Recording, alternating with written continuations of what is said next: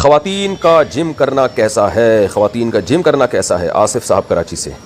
ये जिम एक एक्सरसाइज है अपनी बॉडी को फिट रखने की, और इस ज़माने की एक ज़रूरत है, क्योंकि पहले ज़माने में मेहनत के काम ज़्यादा हुआ करते थे, घर बड़े बड़े होते थे, यानी ख़वातीन को यहाँ से वहाँ जाने में काफ़ी टाइम। मैंने गांव देहातों में घर देखे, पूरे पूरे फुटबॉल के मैदान जैसे घर होते हैं, उसमें आदमी थक जाता है, वॉशरूम जा रहा है तो वो ऐसे लोगों को सलाम करके जा रहा होता है, अच्छा भाई मैं चलता हूँ, फिर दोबारा मुलाकात होगी।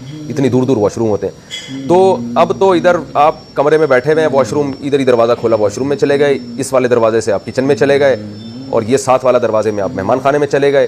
तो इतने छोटे घर, उसमें कोई फिर सारे काम मशीनें कर रही हैं।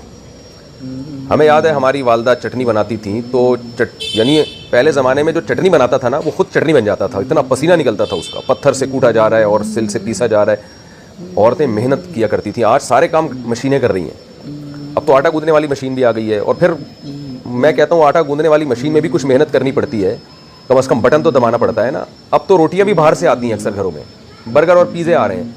तो अगर ऐसी सूरत में ख़वातीन जिम भी नहीं करेंगी तो वो मोटापे की वजह से एक दिन खुदा न ख्वास्ता एक धमाके के साथ फट जाएंगी। तो इसलिए इसकी तो ज़रूरत का कोई भी इनकार नहीं कर सकता कि एक्सरसाइज जैसे मर्दों के लिए ज़रूरी है, ऐसे ही इस ज़माने में ख़वातीन के लिए भी ज़रूरी है। अगरचे एक्सरसाइज की नौयत में फ़र्क है, ज़ाहिर है मर्दों की एक्सरसाइज अलग होती हैं, ख़वातीन की अलग होती हैं, उनकी बहुत लाइट होती हैं और बहुत ही वो अलग किस्म की होती हैं, वो तो आपको जो ट्रेनर है वही बताएंगे।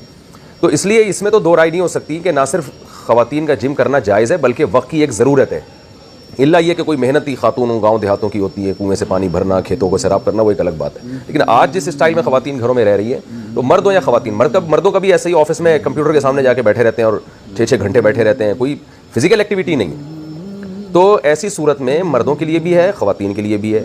तो जिम की मुखालफत कोई भी मेरा ख्याल है नहीं कर सकता, लेकिन असल मसला माहौल का है। ये देखा जाएगा कि कोई खातून जिस जिम को ज्वाइन कर रही है उसका माहौल कैसा है, इन्वायरमेंट कैसा है। तो बाज़ दफ़ा दीनदार खातून जाती हैं, वो ऐसा माहौल उनको वहाँ मिलता है, गाने चल रहे हैं और लड़कियाँ अजीब बेहुदा ड्रेस में आ रही हैं। तो नौउम्र लड़कियाँ जब इस माहौल में जाती हैं तो उनके दिल से पर्दे की वैल्यू, शरीयत की वैल्यू और ये सब चीज़ें आहिस्ता आहिस्ता ख़त्म हो जाती हैं। इंसान का एक उसूल है ना, मैंने एक दफ़ा पूरा 1 घंटे का बयान किया था इस पर कि नूह अलैहिस्सलाम की बीवी, नूह की बीवी यानी पैगम्बर की बीवी होते हुए भी काफिर थी, क्योंकि माहौल सारी तरफ हर तरफ कुफ्र का माहौल था।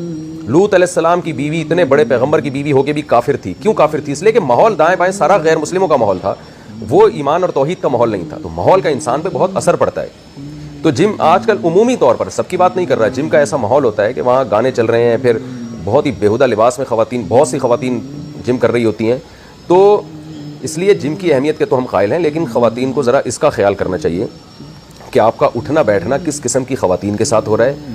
ऐसा तो नहीं है कि आप उस माहौल से मुतासिर होना शुरू हो गई हैं। तो इसका भी ख्याल किया जाए कि बापर्दा खातून जब जिम जाएँ तो ख़वातीन के पास अक्सर मोबाइल होते हैं, वो कोई तस्वीर